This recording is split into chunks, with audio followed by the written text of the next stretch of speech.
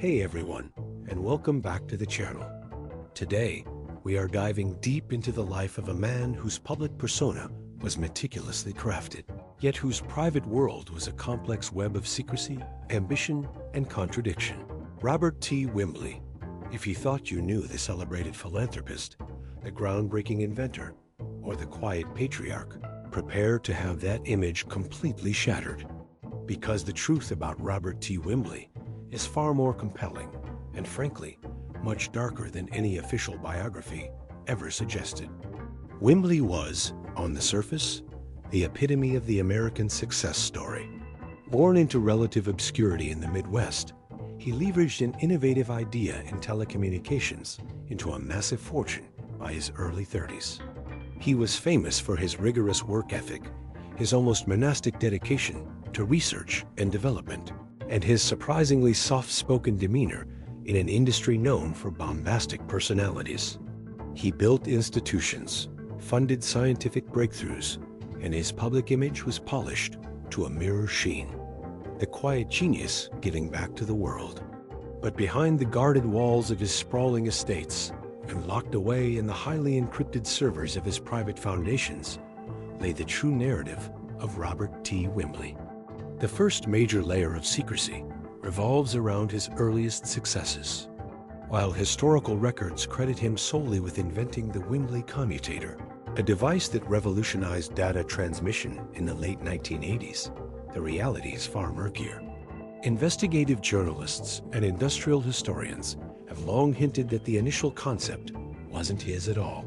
The persistent rumor, which Wimbley vigorously suppressed through aggressive legal action and ironclad non-disclosure agreements, suggests the core technology was actually developed by a small, independent research team in California. The team, reportedly led by a brilliant but financially struggling engineer named Dr. Eleanor Vance, believed they had a working prototype, but lacked the capital to secure the patents. According to documents later leaked by a disgruntled former lawyer of Wimbley's firm, documents that quickly vanished from the internet Wimbley didn't invent, he acquired, or perhaps more accurately, he aggressively co-opted. The secret lies in the timing of the acquisition and the subsequent silencing of the original creators. Dr. Vance and her team received a settlement, yes, but it was reportedly a fraction of the value, contingent on perpetual silence and the immediate destruction of all original research notes. The dark secret here isn't just theft of intellectual property. It's the systematic eradication of their contribution to history. Wimbley essentially bought their silence and their existence, securing his legacy at the expense of theirs. He built his pedestal on a foundation of erased history, and this pattern of ruthless acquisition and subsequent historical revisionism became a hallmark of his career, cleverly hidden beneath the facade of the benevolent inventor. Beyond the corporate secrets, Wimbley maintained a secret life that strayed dramatically from his publicly acknowledged, stable family structure. His official narrative included a supportive, long-suffering wife, 2 successful children, and a commitment to traditional values. However, his travel logs, painstakingly reconstructed from fragmented flight manifests and private security records, tell a story of frequent, unscheduled trips to locations far removed from his business centers. These weren't quick getaways to Geneva for banking or Tokyo for tech summits. These were recurring, multi-week excursions to remote areas of South America and Southeast Asia, often involving highly classified security protocols and minimal, if any, communication with his primary staff. The speculation surrounding these trips has ranged from the mundane, such as secret health treatments, to the truly outlandish, involving black market deals and clandestine government contracts. But the most credible revelations point toward Wimbley's deep involvement in what can only be described as high-stakes, unregulated private research. Sources suggest he was pouring vast amounts of his personal fortune, totally untraceable through his public foundations, into laboratories focused on deeply controversial areas of science, particularly genetic engineering and advanced artificial intelligence development that bordered on the speculative, even the unethical. One key location repeatedly pops up in these suppressed travel documents: an isolated compound in Patagonia, registered merely as a meteorological research facility. But whistleblowers who briefly worked on the site describe a state-of-the-art biological containment facility. The facility was allegedly researching methods to significantly extend human longevity, not through pharmaceuticals, but through radical genetic editing.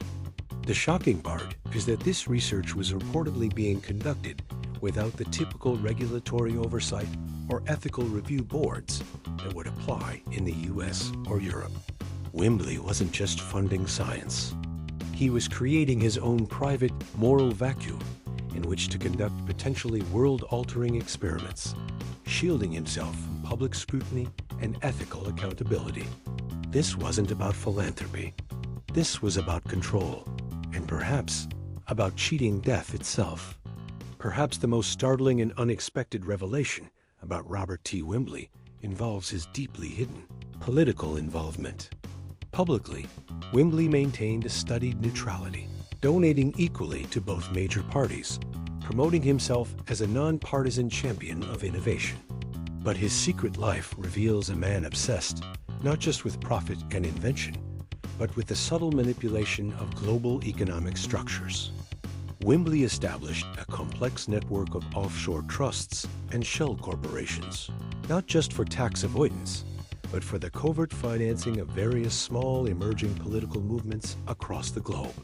These movements, at first glance, seem disconnected, but a forensic analysis of the funding pathways, completed by a team of independent data sleuths following his death, revealed a common thread.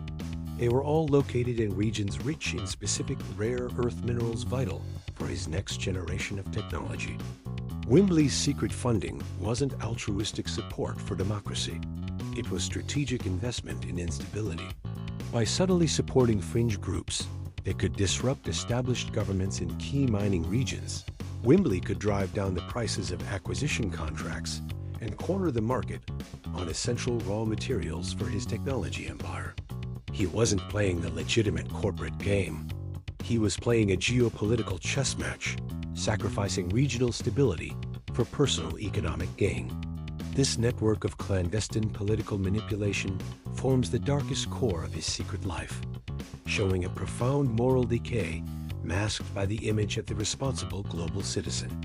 Finally, the secret life of Robert T. Wimbley extends even to his personal relationships, revealing a profound sense of isolation and paranoia.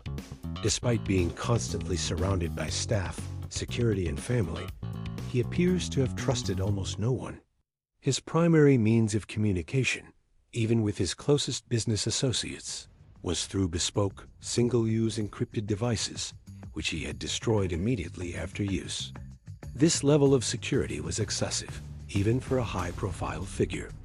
The underlying reason, according to those few who penetrated his inner circle, was not merely protection against corporate espionage, but a deep-seated fear that his carefully constructed legacy would crumble.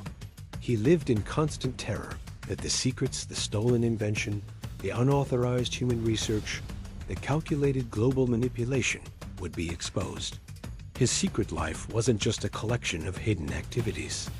It was a psychological prison built of his own making, fueled by the knowledge that his public success was built on a monumental lie. This paranoia manifested in the bizarre stipulations of his will. While the public portion of his estate was distributed predictably, secret codicils, triggered only years after his death, allocated massive funds to anonymous trusts whose sole purpose was the indefinite maintenance of certain sequestered facilities, including the one in Patagonia, and the continued financial support of individuals bound by perpetual, strict non-disclosure agreements. Even in death, Robert T. Wimbley was still paying to keep the doors locked on his secret life, ensuring his silence echoed long after he was gone. The story of Robert T. Wimbley serves as a fascinating and frankly chilling case study in the anatomy of a double life. He mastered the art of public performance while simultaneously executing a hidden agenda that involved ethical breaches, historical revision, and calculated global manipulation. The image of the quiet, brilliant benefactor was just that. An image, meticulously maintained to distract the world from the ruthless, secretive operator beneath. So, what do you think about Robert T. Wimbley's true legacy? Is it possible for someone to achieve so much public good while simultaneously committing such profound private wrongs? Let me know your thoughts in the comments below.